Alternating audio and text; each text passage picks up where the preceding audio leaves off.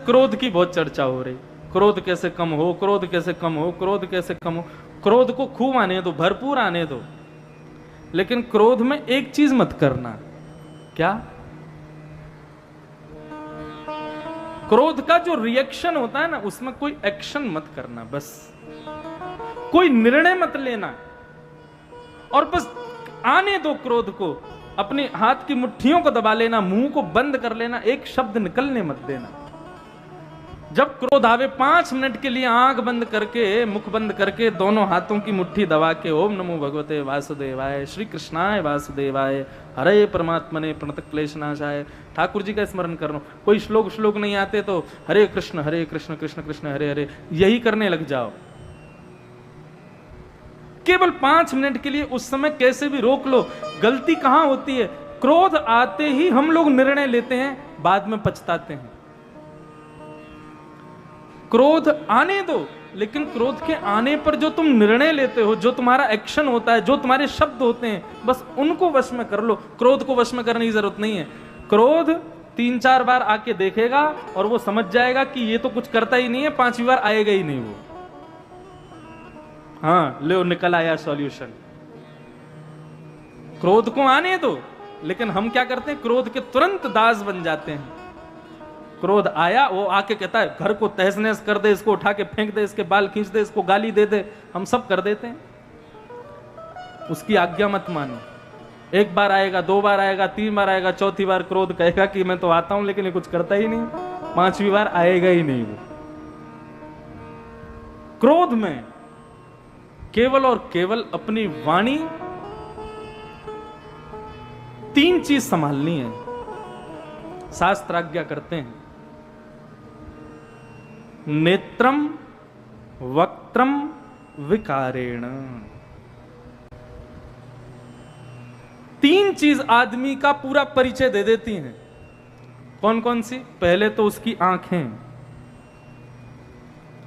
आंखों से ही पता चल जाता है कि चतुर है, कि सीधा है, कि विद्वान है, कि घमंडी है, कि कामी है, क्रोधी है, भाव भरा है, लोभी है, कैसा है, उसकी आंखें बता देती हैं।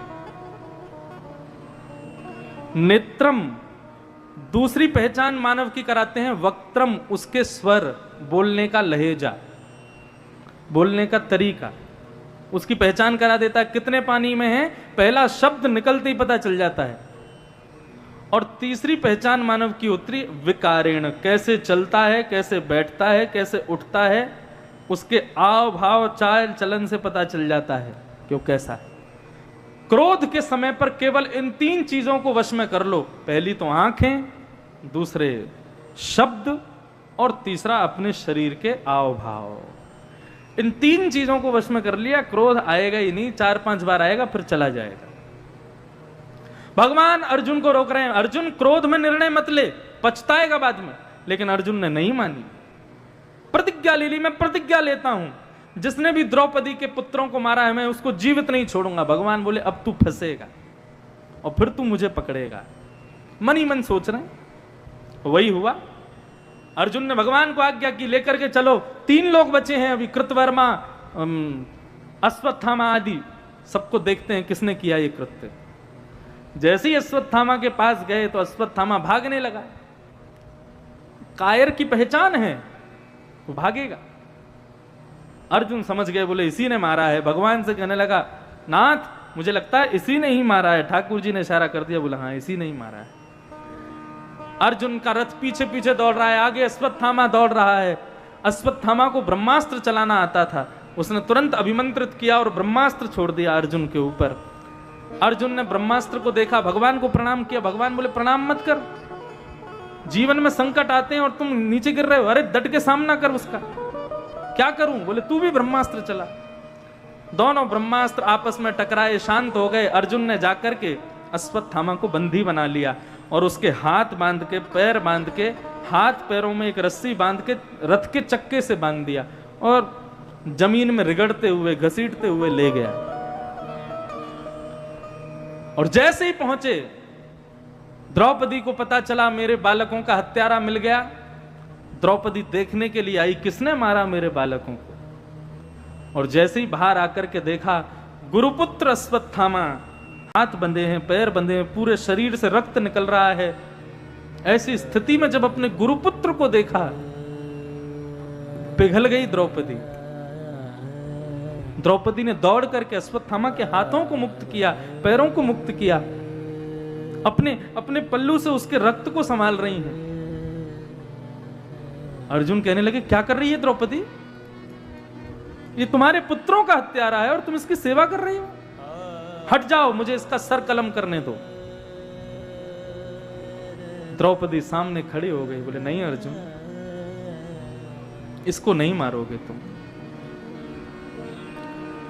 और द्रौपदी वहां जो बात कहती है, सुनने योग्य बात है।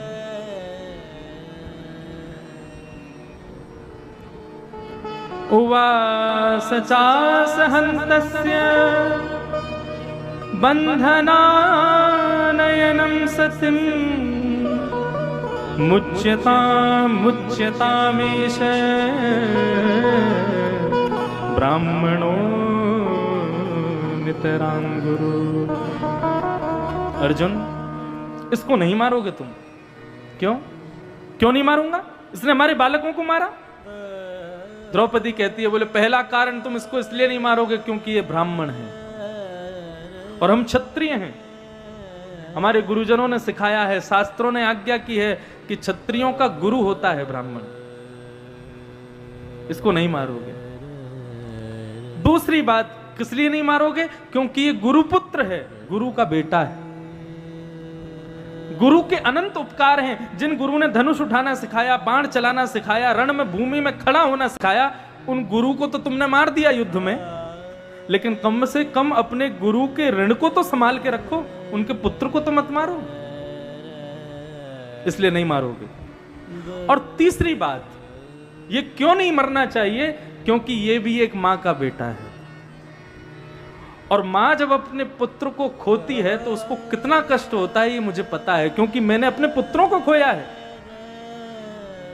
और वही कष्ट यदि इसकी मां को हुआ मेरे सामने, तो मैं वो देख नहीं पाऊंगी। बंधुओं, केवल ये 3 बातें सुनते ही, वहां किसी की स्थिति क्या हुई ये पता नहीं, लेकिन दूर खड़े जगन्नाथ के नेत्र सजल हो गए, द्वारिकाधीश के नेत्रों से अश्रुधार बहने लगे। और यहां पर लिखा है कि ठाकुर जी ने अपना नाम द्रौपदी को उपहार में दे दिया। मेरा नाम कृष्ण है, आज से द्रौपदी को लोग कृष्णा कहकर के पुकारेंगे। मैं दया का देवता हूं और मेरी बहन द्रौपदी दया की देवी है। अर्जुन, मेरे 5 पुत्र मर गए तो क्या हुआ? मेरे 5 पति तो जीवित खड़े हैं मेरे सामने। इसकी मां के बारे में सोचो, वो विधवा पहले हो चुकी है, केवल एक पुत्र के सहारे अपना जीवन बिताएगी, और तुम आज इसको भी मार दोगे? कैसे जिएगी वो? मुझे पुत्रों का सहारा नहीं है, लेकिन पति तो है मेरे पास। इसकी मां के पति को मार दिया, अब इसको भी मार दोगे तो कितने कष्ट में जाएगी। बंधु, ये चीज सीखनी वाली है द्रौपदी से। हम लोग क्या करते हैं, हमारे जीवन में कोई ऐसी परिस्थिति आई जिस परिस्थिति से हमने कुछ सीखा, तो हम सामने वाले को बताते नहीं है कि भाई तुम ऐसा मत करो। हम मनी मन क्या सोचते हैं, करने दे, इसको भी पता चलेगी, इसके साथ भी होगा बाद में तो इसको पता चलेगा। द्रौपदी ऐसी नहीं है। द्रौपदी मन में सोच रही है कि जिस कष्ट में मैं हूं, मैं उस कष्ट में किसी और को क्यों डालूं। इसी को ही परोपकार कहते हैं। द्रौपदी की बात सुनकर के सब सहमत हो गए, लेकिन भीम कहने लगे, बोले अर्जुन, तूने यदि छोड़ दिया तो मैं मार दूंगा इसको। प्रजा कहने लगी, अर्जुन इसको मार दो, हम इसको जीवित नहीं देखना चाहते। अर्जुन असमंजस में पड़े हैं, मैं मारूं कि छोड़ूं। तब सबसे पूछने के बाद अंत में अर्जुन ने भगवान की ओर देखा। भगवान ने मुंह फेर लिया, बोले मुझसे मत पूछना। बोले प्रभु और कौन बताएगा मुझे, आप ही बताओ, मुझे क्या करना चाहिए। भगवान बोले, देख अर्जुन, द्रौपदी तुम्हारी पत्नी है, उसकी बात का सम्मान करना तुम्हारा धर्म है, पहली बात। भीम तुम्हारे बड़े भैया हैं, उनकी बात का आदर करना तुम्हारा धर्म बनता है, उनकी बात मानो। द्रौपदी कह रही है मत मारो, और भीम कह रहा है मार दो। युधिष्ठिर, नकुल, सहदेव, ये भी तुम्हारे भाई हैं, ये कह रहे हैं मत मारो, तो इनकी बात भी तुमको माननी तो चाहिए। और प्रजा, तुम उनके राजा हो, प्रजा कह रही है मार दो तो इनकी बात भी मानो, प्रजा की बात मानना राजा का धर्म होता है। अभी तक क्या निर्णय निकला? द्रौपदी कहती है मार दो, भीम कहता, द्रौपदी कहती है मत मारो, भीम कहता है मार दो, नकुल सहदेव युधिष्ठिर कह रहे हैं मत मारो, प्रजा कहती है मार दो। और अंतिम बात, तुमने प्रतिज्ञा ली थी कि बालकों के हत्यारे को तुम जीवित नहीं छोड़ोगे, तो अपनी प्रतिज्ञा तो तुमको पूरी करनी चाहिए, क्योंकि यदि कोई प्रतिज्ञा ले ले और पूरी ना करे तो उसको 2000 वर्षों के लिए नरक जाना पड़ता है। प्रतिज्ञा पूरी करो। अर्जुन बोले ये तो सबकी बात थी, मेरी प्रतिज्ञा की बात थी, बाकी सब बातें थी, आपकी राय क्या है? मैं वो सुनना चाहता हूं। भगवान बोले तो वो भी सुनो कि ब्रह्म बंधुर न हन्तव्य आतताई बधारहण मय्यैवो भयमां नातुं परिपायानुशासन।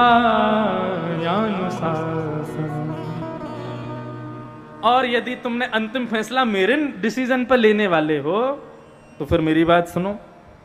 ब्रह्म बंधुर न हंतव्य, ब्राह्मण कैसा भी क्यों ना हो उसको मारना नहीं चाहिए।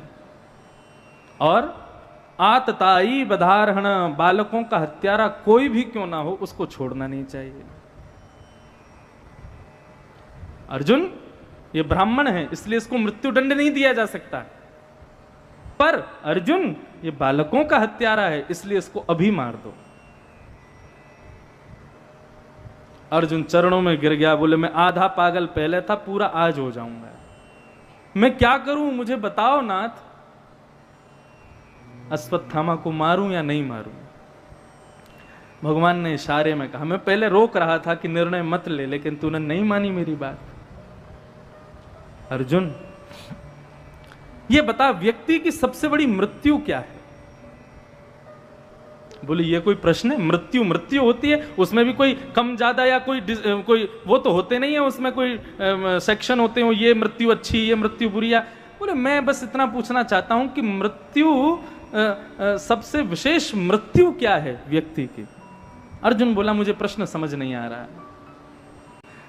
बोले जीते जी मरे रहना ये मृत्यु उचित है या शरीर त्याग करके मर जाना ये मृत्यु उचित है? बोले मृत्यु तो उचित शरीर त्यागने वाली है, लेकिन यदि मृत्यु दंड की यदि बात करो तो व्यक्ति जीवित रहे और जीवित अवस्था में मृतक रहे ये सबसे बड़ा दंड है। वो कैसे संभव होगा? बोले भरे समाज भरे लोक में व्यक्ति का अपमान ही उसकी जीवित में मृत्यु है। अश्वत्थामा ब्राह्मण है, अश्वत्थामा गुरुपुत्र है, अश्वत्थामा हस्तिनापुर के लोगों के लिए पूजनीय है, वंदनीय है। आज समस्त हस्तिनापुर खड़ा है, सबके सामने अश्वत्थामा का यदि तुम अपमान कर दोगे, इसका सामाजिक बहिष्कार कर दोगे, ये इसकी जीते जी मृत्यु होगी। तुम्हारे दोनों काम हो जाएंगे, ब्राह्मण है इसलिए ये मरेगा भी नहीं, और क्योंकि आतताई है इसलिए जीवन भर कभी जीवित रह भी नहीं पाएगा। और वही किया अर्जुन ने। आधी दाढ़ी आधी मूंछ और आधे केश उनका छेदन करके मणिम जहार मूर्धन्यम, प्रत्येक ब्राह्मण के मस्तिष्क में ब्रह्म तेज की मणि होती है ऐसे शास्त्र आज्ञा करते हैं। उस मणि को मस्तिष्क से निकाल करके धक्के दे करके समस्त सभा के सामने अपमानित करके अश्वत्थामा को निकाल दिया सभा से बाहर। ये उसकी जीते जी मृत्यु है। भगवान बोले यदि तुमने इसको तलवार से मारा होता, बाण मार दिए होते तो थोड़ी देर दर्द होता, मर जाता, लेकिन अब ये जब तक जीवित रहेगा तब तक दर्द में रहेगा, तब तक कष्ट में रहेगा। इससे बड़ा दंड और कोई हो सकता है? अश्वत्थामा बदले की आग में लौट के चला गया। अब तो हस्तिनापुर के लोग भी उसको देख करके मजाक उड़ाते हैं, कोई उस पर पत्थर मारता है, कोई उसको कायर कह करके, आतताई कह करके, बाल हत्यारा कह करके संबोधित करता है। अश्वत्थामा घर से निकल नहीं पाता, घर के बाहर 4 लोग पत्थर लेके खड़े रहते हैं, अश्वत्थामा जैसे ही निकलने को प्रयास करता है सब उसके पीछे पड़ जाते हैं। ऐसी स्थिति हो गई अश्वत्थामा की। अश्वत्थामा विचार कर रहा है इससे अच्छा तो मुझे मार दिया होता। लेकिन अश्वत्थामा सोच रहा है अब क्या करूं मैं, कैसे बदला लूं अपना। तभी अश्वत्थामा को याद आता है कि अब पांडवों में कोई बचा तो है नहीं आगे वंशधर, एक बचा है। कौन? अभिमन्यु की पत्नी गर्भवती है, यदि उसके बालक को मार दिया जाए गर्भ में तो इन पांडवों का वंश यहीं खत्म हो जाएगा। इसके बाद ये कुरुवंश आगे चल ही नहीं पाएगा, और यदि मैंने ये काम कर दिया तो मेरा बदला पूर्ण होगा। यहां भगवान द्वारिका जाने के लिए प्रस्थान कर रहे थे, सबसे बोले अब भैया खूब रह लिए तुम्हारे साथ, महाभारत का युद्ध जीत लिए, सब व्यवस्थित हो गया, अब मैं वापस द्वारिका जा रहा हूं। जैसे ही भगवान निकलने को हुए इतने में ही ब्रह्मास्त्र छोड़ दिया अश्वत्थामा ने उत्तरा के गर्भस्थ शिशु को मारने के लिए। उत्तरा ने जैसे ही देखा आकाश में सूर्य के समान तेज वाला ब्रह्मास्त्र उनको जला रहा है, उत्तरा सीधी भुजा उठा करके ठाकुर जी की ओर दौड़ी है। पाहि पाहि महायोगिन देव देव जगतपते नान्यम तद्भयं पश्ये यत्र मृत्यु परस्परम। भुजा उठा करके उत्तरा दौड़ती हुई आई, हे नाथ मेरी रक्षा करो, हे जगतपते मेरी रक्षा करो, हे जगन्नाथ मेरी रक्षा करो। भगवान तुरंत रथ रोक लिया, उत्तरा को आते हुए देखा, क्या हुआ उत्तरा?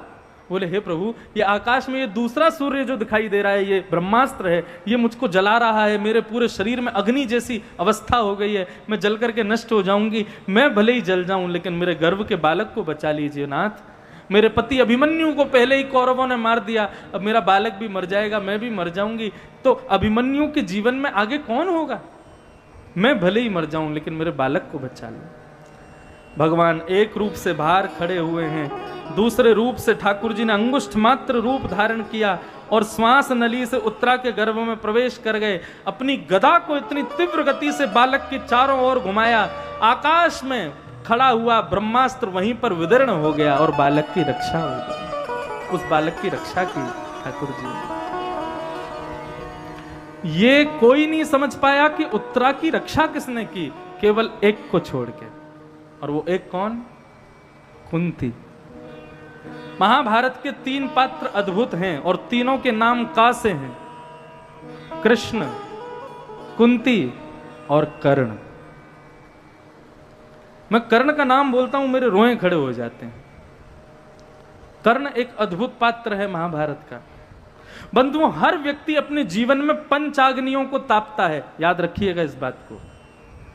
हर व्यक्ति के जीवन में 5 ऐसे पड़ाव आएंगे कि वो आदमी ये सोचेगा कि मैं अपना सब कुछ यहीं पर खत्म कर दूं। अभी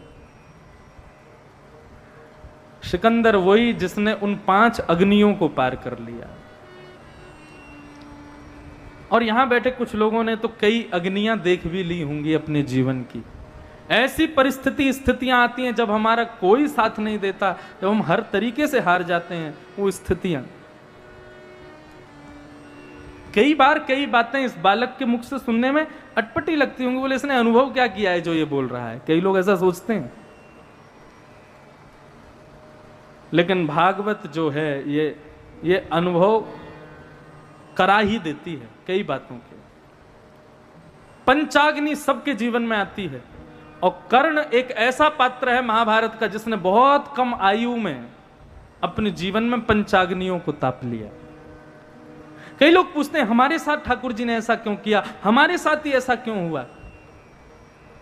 सबके साथ ठाकुर जी की कोई ना कोई लीला चलती है। बस ये बात है कि हमें हमारी सबको दिख रही है, इसलिए हम उसके प्रति अपना भाव रखते हैं कि ऐसा क्यों हुआ, हमसे कोई अपराध हो गया क्या, ये हो गया। सबके साथ कुछ ना कुछ होता है, सबके जीवन में पंचाग्नियां आती हैं। मेरा तो जीवन अभी प्रारंभ है, आएंगी आगे, उनको पार करना पड़ेगा। लेकिन कर्ण ऐसा पात्र है, उसने अपने जीवन की समस्त पंचाग्नियों को बहुत कम उम्र में पार कर लिया। और गिनाने का समय नहीं है, लेकिन कर्ण अद्भुत है। तो यह दृश्य किसने देखा कि उत्तरा के गर्भ की रक्षा हुई? कुंती ने। भगवान ने उत्तरा की रक्षा की। भगवान बोले अब तुम उत्तरा आराम करो, और मैं निकलता हूं द्वारिका के लिए। जैसे ही भगवान रथ में बैठ करके आगे बढ़ने लगे, इतने में ही कुंती सामने रथ के आके खड़ी हो गई। भगवान बोले, बुआ प्रणाम।